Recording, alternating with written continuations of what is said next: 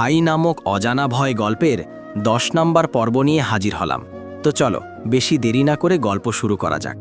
নতুন নতুন গল্প সবার আগে পেতে অবশ্যই চ্যানেলটি সাবস্ক্রাইব করুন। কাকডাকা ভোরে ঘুম ভাঙল আদিবার। চোখ মেলে তাকাতেই বুঝতে পারল আদি বেশ যত্ন নিয়ে তাকে আগলে রেখেছে। রাতে আদি জোর করে তাকে নিয়ে এসেছিল। তারপর তার সাথে যা যা করেছে তার জন্য আদিবার এখন রাগ করার কথা, ভয়াবহ ধরনের রাগ।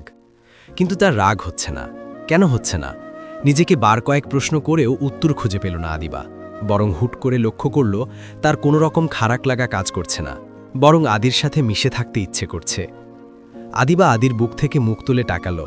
ঘন পাপড়িতে ঢাকা চোখ দুটিতে যেন রাজ্যের ঘুম এসে জমা হয়েছে। গভীর ঘুমে আচ্ছন্ন আদিকে ভীষণ শান্ত আর মায়াবী লাগছে। আদিবা আস্তে করে উঠে বসল। ইচ্ছে হলো আদির সিল্কি চুলে একবার হাত বুলিয়ে দিতে, কিন্তু সাহসের পরিপক্কতার অভাবে পেরে উঠল না। আদিবা বেশ কিছুক্ষণ আদির দিকে তাকিয়ে রইল। চোখ ফেরাতে ইচ্ছে হচ্ছে না। আদিকে সে জন্মলগ্ন থেকে দেখছে। কই, কখনো তো এত ভালো লাগেনি। সবসময় ভয় আর জড়তাই থাকত। আজ হঠাৎ মনে হচ্ছে এই মানুষটার প্রতি তার এক প্রকার আসক্তি আছে। আদিবা আদির দিকেই তাকিয়ে আছে। হঠাৎ ঘড়িতে ঢং করে শব্দ হলো। আদিবার ধ্যান ভাঙল। তাড়াতাড়ি এই ঘর থেকে বের হওয়া দরকার। কেউ তাকে এই রুমে দেখলে বিরাট কাণ্ড ঘটে যাবে। কিন্তু আদিবার যেতে ইচ্ছে করছে না। মনের বিরুদ্ধেই বিছানা ছাড়ে উঠল। তারপর পায়ের পাঁচ থেকে গায়ের চাদর টেনে সযত্নে আদির গায়ে জড়িয়ে দিয়ে বেরিয়ে আসলো। সারা বাড়িতে পিনপতন নীরবতা, কেউ ওঠেনি। আদিবা নিজে থেকেই রান্নাঘরে গেল। যদিও সে কখনো নিজে রান্না করে না, সে শুধু সব কাজ এগিয়ে দেয়। রান্না করে আদির মা। তবে আজ তার রান্না করতে ইচ্ছে করছে আদির পছন্দের সব রান্না করতে। যেমন ভাবনা তেমন কাজ। আদিবা রান্না শুরু করে দিল। খিচুড়ি, সাথে ইলিশ ভাজা আর গরুর মাংস, সাথে ক্ষীর পায়েস। ধীরে ধীরে বাড়ি সরগরম হয়ে উঠল। সবাই জাগতে শুরু করেছে। আদিবার রান্নাও প্রায় শেষ। সে টেবিলে খাবার দিতে দিতে জুইকে বলল সবাইকে ডেকে আনতে। সবাই এসে টেবিলে বসল, কিন্তু যার জন্য এত আয়োজন সেই আসছে না। আদির মাও এখনো আসেননি। আদিবা এবার অস্থির হয়ে বলল, অরিনাপু, যাও না, ভাইয়ার কাকিমণিকে একটু ডেকে নিয়ে এসো। অরিন একটু হেসে বলল, ঘটনা তো সুবিধের মনে হচ্ছে না, কাহিনী কি? উফ আপু, তুমি যে কি বলো না, কিসের আবার ঘটনা? বুঝেছি, আর লজ্জা পেতে হবে না, ফিসফিসিয়ে বলে অরিন আদিকে ডাকতে চলে গেল। আদি আর তার মা একসাথেই এসে টেবিলে বসল। এত সকালে ঘুম থেকে তুলায় আদি বেশ রাগ করেছে। সে অরিনকে ধমকাতে নিয়ে এসেছে। আদি টেবিলে বসে রুক্ষ কণ্ঠে বলল, আজকে ডেকেছ, তবে আর কোনো দিন এত সকালে আমাকে আর ডাকবে না। আমি এত সকালে উঠি না। যাই হোক, কি রান্না হয়েছে তাড়াতাড়ি দাও, খেয়ে ঘুমাম। আদি বলতে দেরি হলেও আদিবার দিতে দেরি হয়নি। সে প্লেট এগিয়ে দিল। প্লেটে চোখ রেখে আদির মুখে হাসি ফুটে উঠল। সে আদিবার দিকে তাকিয়ে মিষ্টি হাসল। তারপর খাওয়ায় মনোযোগ দিল। আদির মা খাবার সামনে পেয়ে বলে উঠলেন, বাহ আদিবা, তার মানে তোর মা তোকে সব বলে দিয়েছে? আদিবা অবাক হয়ে প্রশ্ন করল, কি কথা কাকিমণি? এই যে আজ তোকে পাত্রপক্ষ দেখতে আসবে, সেজন্যই রান্না করেছিস, তাই না? কথাটা শুনে আদিবা যতটা না অবাক হয়েছে, তার চেয়ে বেশি অবাক বোধহয় আদিত্য হয়েছে। কথাটা কানে পৌঁছার সাথে সাথেই আদি খাওয়া বন্ধ করে আদিবার দিকে হিংস্র চোখে তাকালো। আর কিছু না বলে খাবার ছেড়ে উঠে গেল। উপস্থিত সবাই বুঝতে পেরেছে আদি কেন রাগ করেছে, কিন্তু তাতে কিছু যায় আসে না আদির মার। তিনি যে করেই হোক আদিবাকে এ বাসা থেকে বিদায় করতে চান। আদিবা অসহায় চোখে আদির চলে যাওয়ার দিকে তাকিয়ে রইল, আর বুঝার চেষ্টা করল এটাই তার জীবনের নিয়তি কিনা। কেন তার সাথে বারবার এমন হয়? ভালো কিছু করতে গিয়েও ফেসে যায়। আদি সবসময় ভুল বোঝে, আজও বুঝল। অথচ রান্না সে আদির জন্য করেছিল, বরপক্ষের জন্য না। একে একে সবাই খাওয়া শেষ করে চলে যেতে লাগল। আদির মা আদিবার কাছে এগিয়ে এসে কড়া গলায় বললেন, আদিবা, কোনো রকমের ন্যাকামি বা ঝামেলা করবি না। কিছুক্ষণ পর তোর ফুফির ছেলে তোকে দেখতে আসবে। গতকাল পার্টিতে দেখে তোকে পছন্দ করেছে। কিন্তু কাকিমণি, আর কত জ্বালাবি আমাদের, এবার অন্তত মুক্তি দে। আদিবা আর কিছু বলতে পারল না, চুপ করে রইল। সে বিয়ে করতে চায় না, কিন্তু কিছু বলার সাহস তার নেই। কিছুক্ষণের মধ্যেই পাত্রপক্ষ চলে আসলো। আদিবা অনিচ্ছা সত্ত্বেও তাদের সামনে গিয়ে বসল।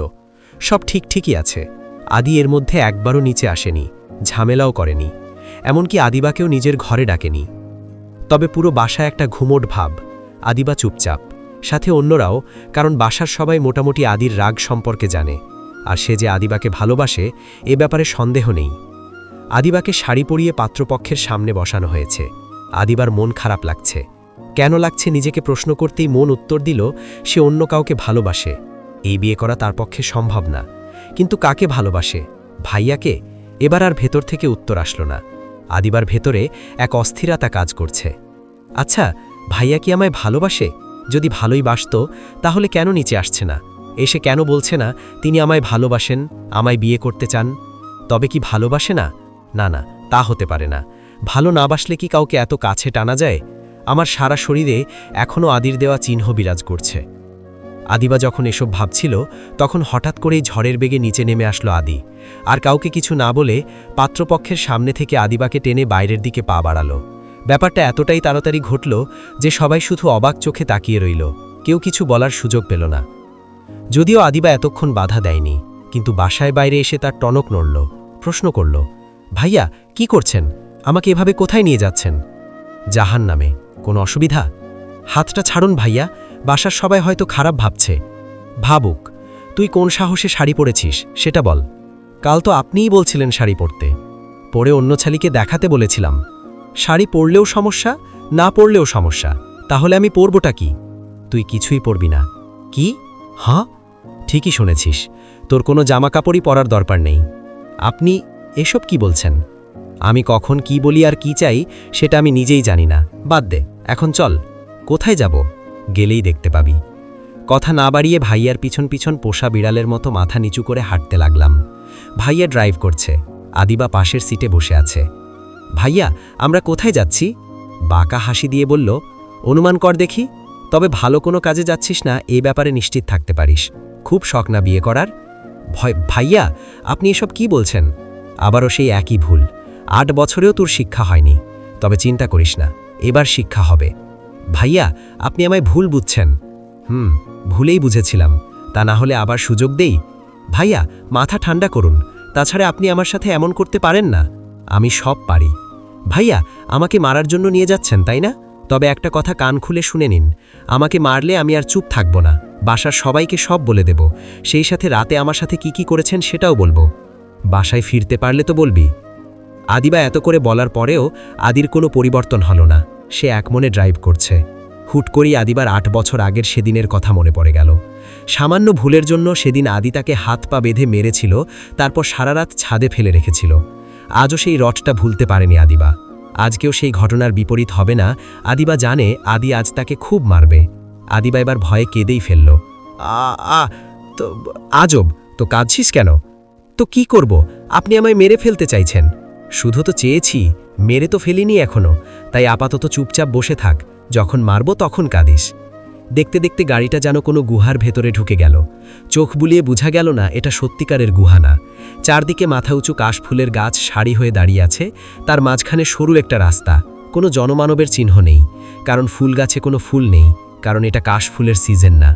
ফুলের সিজন হলে হয়তো দলে দলে লোকজন থাকত, কিন্তু এখন নেই। ভাইয়া, আচ্ছা আদিবা, তোকে যদি এই জঙ্গলে মেরে মাটি চাপা দিয়ে দেই কেমন হবে ব্যাপারটা? আদির কথা শুনে হাত পা ঠান্ডা হয়ে আসছে আদিবার।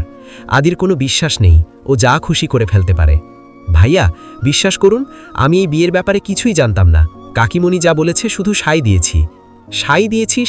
এটাই তো কম কিছু। তোকে বলেছিলাম না আমার পারমিশনের বাইরে এক পাও যেতে পারবি না? তাহলে এত সাহস হলো কি করে অন্য ছেলের সামনে বউ সেজে বসিস? আমার কথাটা একটু শোনাবেন প্লিজ?